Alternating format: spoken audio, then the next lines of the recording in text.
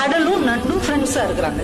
Daily இந்த நண்டு அங்க ஊர் உலகம்லாம் சுத்திட்டு சாயந்தரமா கடல் கிட்ட வந்து பேசும். ஒவ்வொன்னையும் அது சொல்லிக்கிட்டே இருக்கும். கடல் ரொம்ப ஆச்சரியமா கேட்டுட்டு இருக்கும். அப்படியா அப்படியா, ஏதோ நீ எனக்கு ஃப்ரெண்டா இருக்கிறதுனால இந்த உலகத்துல நடக்கிறதெல்லாம் நான் தெரிஞ்சுக்கிறேன்ப்பா, ரொம்ப தேங்க்ஸ்பா அப்படின்னு 2 பேரும் நல்லா மனமொத்த நண்பர்களா இருக்கிறாங்க.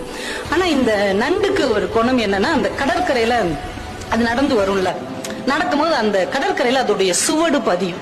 அது பாக்குறதுக்கு நட்சத்திரம் மாதிரி அழகா இருக்கும். அதனால அதை நின்று அதை ரசிச்சுக்கிட்டே வரும். தன்னுடைய வலைக்குள்ள நுழையிறதுக்கு முன்னாடி திரும்பி பார்க்குமா, இந்த கடல் அலைய வச்சு அதை உடனே அழிச்சிடும். இது ஒவ்வொரு நாளும் நடக்குது. இது வரவங்கள படக்கு படக்குன்னு அதை அழிச்சிருது.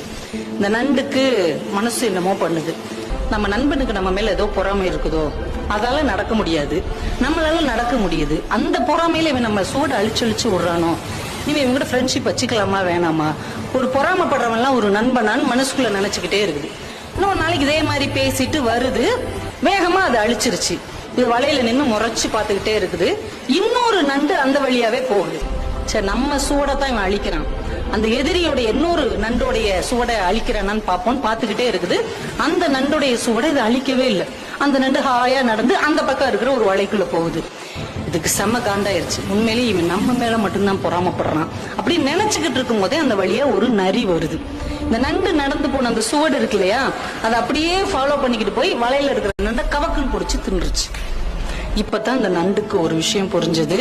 தன்னுடைய நண்பன் தன் சுவடுகளை அழிக்கவில்லை, தன்னுடைய வாழ்க்கையை காப்பாற்றி இருக்கிறான் என்ற உண்மை புரிந்தது. உடனே ஓடி வந்து மறுபடியும் அந்த கடற்கரையில் எழுதுச்சு, முன்பே காப்பான் அன்பே நட்புன்னு எழுதுச்சு.